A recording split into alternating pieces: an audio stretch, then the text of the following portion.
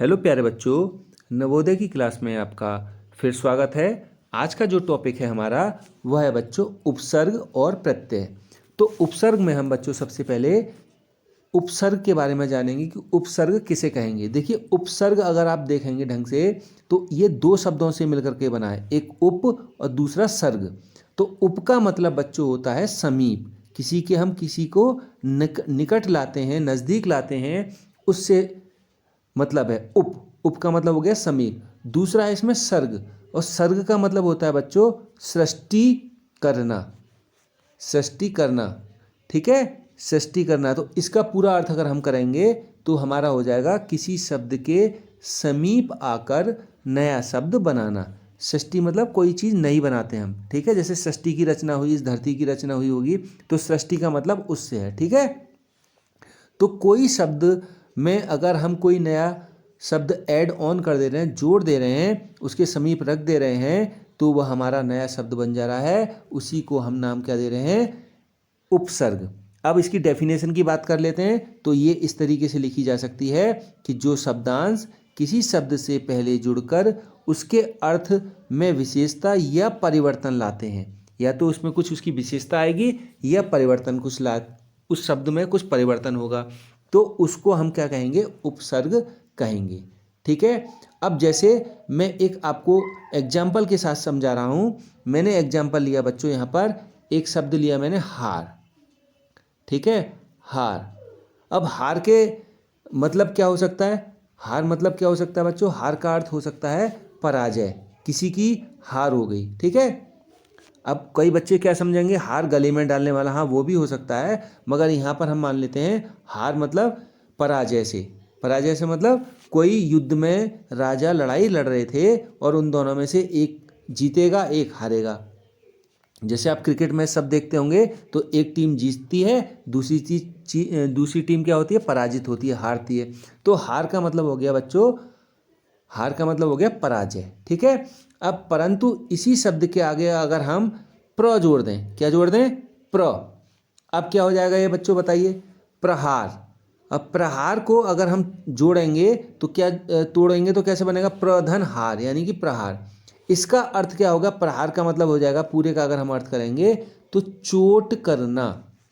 प्रहार यानी कि चोट करना। ठीक है, अब देखिए बच्चों, ये हमारा पहले शब्द हमने क्या लिखा था? हार। यही तो था हमारा हार। तो हार को हमने आगे प्र बना दिया, तो क्या हो गया? प्रहार।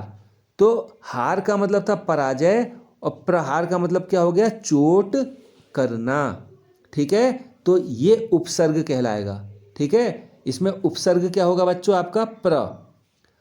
मगर एक बात आपको ध्यान रखनी है कि इसके जो मूल जो हमारा शब्द है, इसमें कोई परिवर्तन नहीं होगा। ये हार का हार ही रहेगा बच्चों। ठीक है, प्र लगाने से ये नहीं है कि जैसे हमने यहाँ प्र लगा दिया, या हार की जगह हम कुछ और प्रसून लिख दें, जैसे प्रसून, तो इसमें कोई हम परिवर्तन नहीं करेंगे, ये ध्यान रखना है। अब इससे निर्मित देखो हमारे बहुत सारे शब्द हैं जो बन सकते हैं। तो हमने इसको दो भागों में विभाजित कर रखा है, एक संस्कृत के आधार पर और दूसरा हिंदी के आधार पर। तो संस्कृत के आधार पर आप देखोगे तो सबसे पहले मैंने उपसर्ग लिया है अति।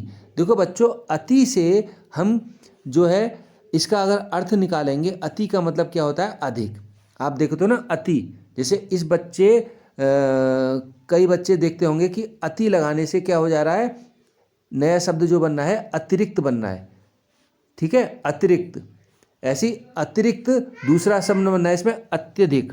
ठीक है, तो ये अति, तो अगर इसमें उपसर्ग पूछेगा तो क्या आएगा हमारा? इसमें अति। ठीक है, और जो दूसरा जिसमें हमारा जो मूल शब्द है वो है रिक्त।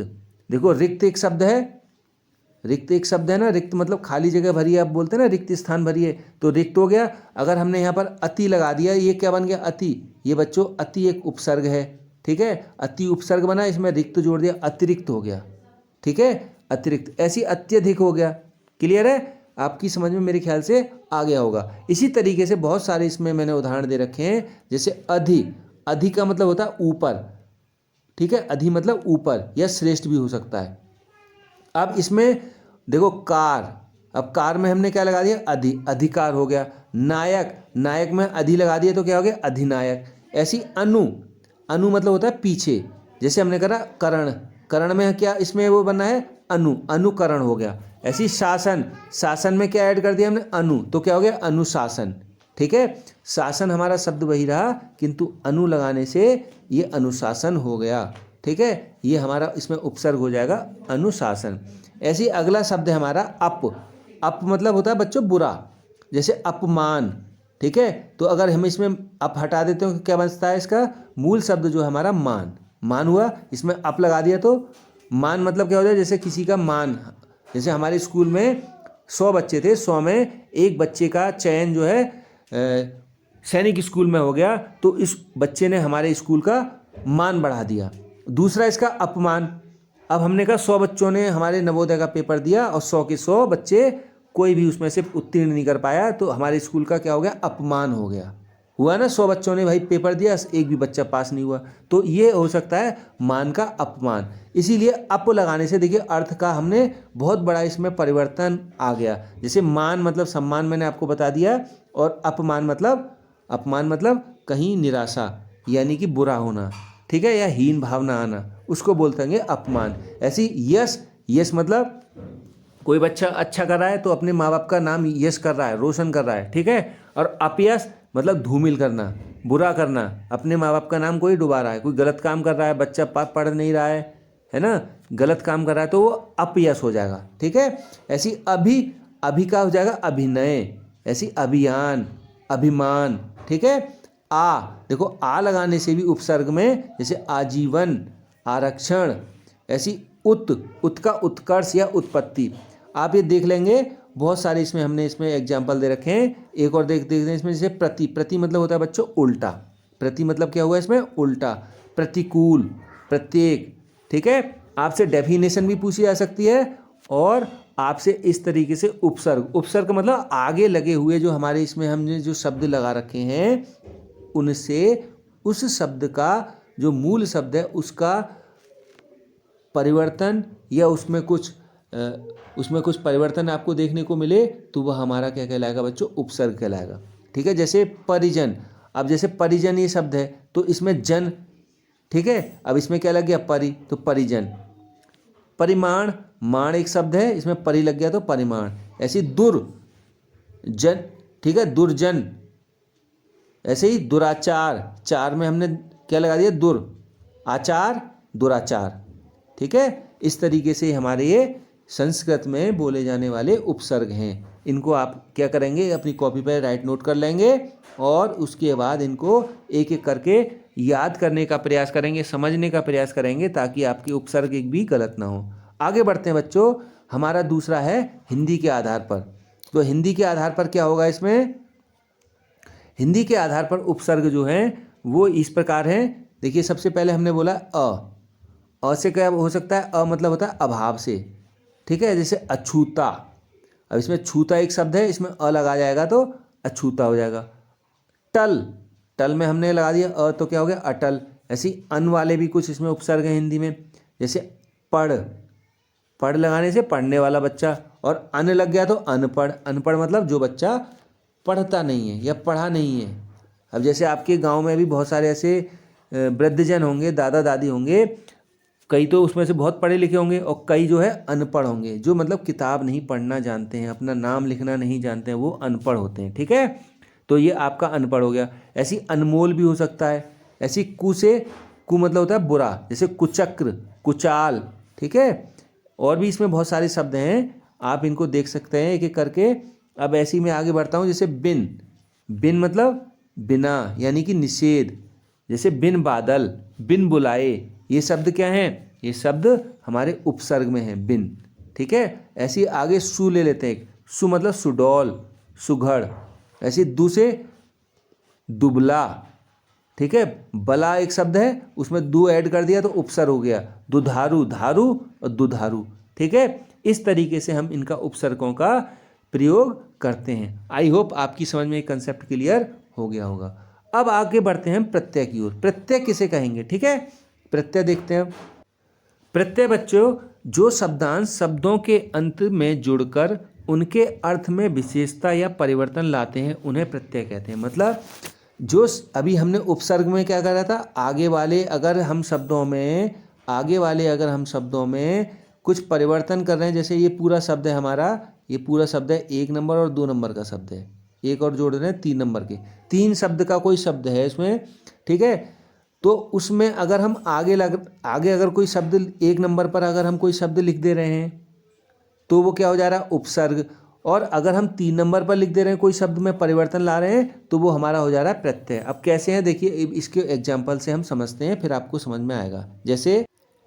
जैसे हमने बोला, एक शब्द बोला हमने बच्चों यहाँ पर लेखक, क्या बोला हमने, लेखक, ये शब्द बोला, ठीक है, ये हमारा लेखक शब्द है। अब इसको प्रत्यय, हमें इसमें प्रत्यय ढूंढना है, तो इसमें प्रत्यय क्या होगा बच्चों, तो देखो बच्चों, लास्ट के जो हमारे शब्द होंगे वे हमारे प्रत्यय होंगे। अब इसमें अगर हम प्रत्यय निकालेंगे तो लास्ट में क्या है, खक, ख और क, यही तो है लास्ट के 2 शब्द हमारे, मगर खक हमारा इसमें कोई प्रत्यय नहीं बनता है। तो खक की जगह क्या हो जाएगा, अब देखिए, ख को आप अगर तोड़ोगे, जब मैं आपको वर्ण वाली वीडियो पढ़ा रहा था तो उसमें मैंने आपको वर्णों को तोड़ना बताया था। तो वर्ण कैसे टूटते हैं, ख कैसे बनता है हमारा, ख धन अ बराबर ख, ख ही तो बना हमारा ऐसे। अब इसका जो अंतिम वर्ण है अ, तो इस ध्वनि को हम लेंगे, तो ख की जगह हम क्या लिख देंगे, अ, ख की जगह क्या लिख दिया हमने, अ, ठीक है। तो हमने यहाँ पर क्या लिख दिया, अ। अब क की जगह हमने क लिख दिया, तो अब हमारा क्या प्राप्त हुआ, अ और क। अब यही आपका बच्चों प्रत्यय हो जाएगा, क्या हो जाएगा, यही आपका प्रत्यय हो जाएगा, अक, अक। लेखक की जगह क्या हम लिखेंगे, अक।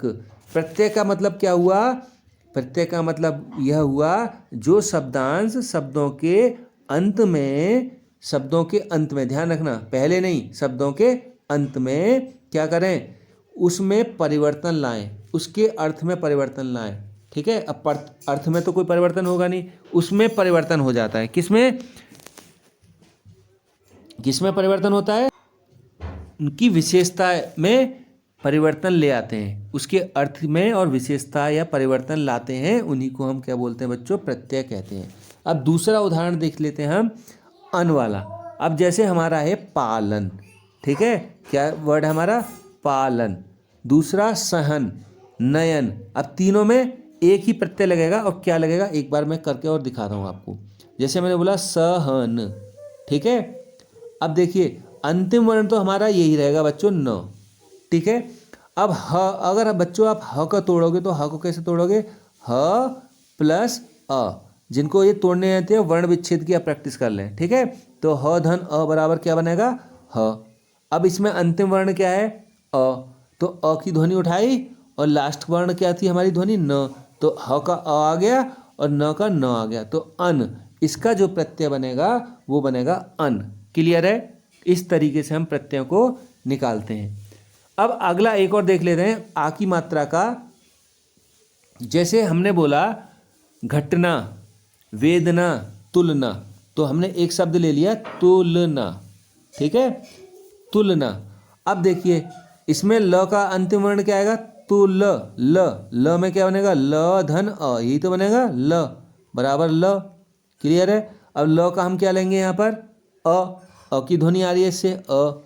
दूसरा हमारा अंतिम वर्ण क्या है, ना, तो ना ले लिया हमने। अब क्या हो गया, अना, तो इसका प्रत्यय क्या हो जाएगा, अना। इस तरीके से हम प्रत्ययों को हल करते हैं। क्लियर है। अब एक दो और ले रहे हैं, फिर आपको खुद प्रैक्टिस करनी है, इसकी सीरीज में भेजूंगा, उसको आप सॉल्व करेंगे।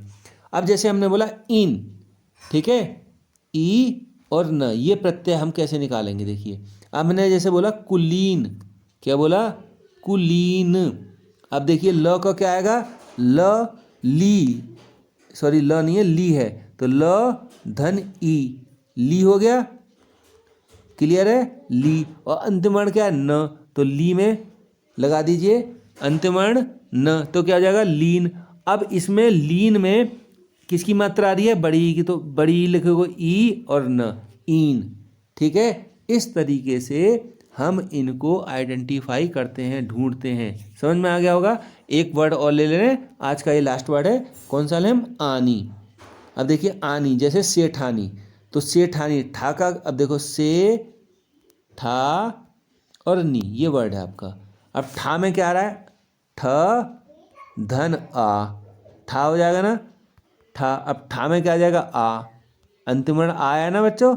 अब ये क्या है, नी, तो आ और नी, आनी। तो इस तरीके से हम इनके प्रत्ययों को छांट सकते हैं। आई होप आपको वीडियो अच्छी लगी होगी, और जिनको अच्छी लगी है तो कमेंट भी करें।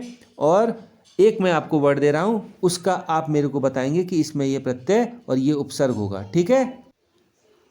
आपको बताना है कि अवगुण में इसमें उपसर्ग क्या होगा। इसमें उपसर्ग बताना है आपको, अवगुण का उपसर्ग क्या होगा, ठीक है। दूसरा है आपका प्रत्यय बताना है आपको। अगला है आपका अड़ियल। अड़ियल में आपको इसमें प्रत्यय बताना है, इसका प्रत्यय क्या होगा बच्चों, और इसका आपको उपसर्ग बताना है। और कमेंट में जो बच्चे सही बताएंगे उस पर मैं कमेंट लिखूंगा। देखता हूँ कितने बच्चे हमारे सही बताते हैं कि अवगुण में उपसर्ग इसका ये होगा सर, और अड़ियल में इसका प्रत्यय ये होगा। तो दोनों आपको प्रश्न दे रहा हूँ, देखते हैं कितने बच्चे हमारे सही बताते हैं, ठीक है। Thank you for watching.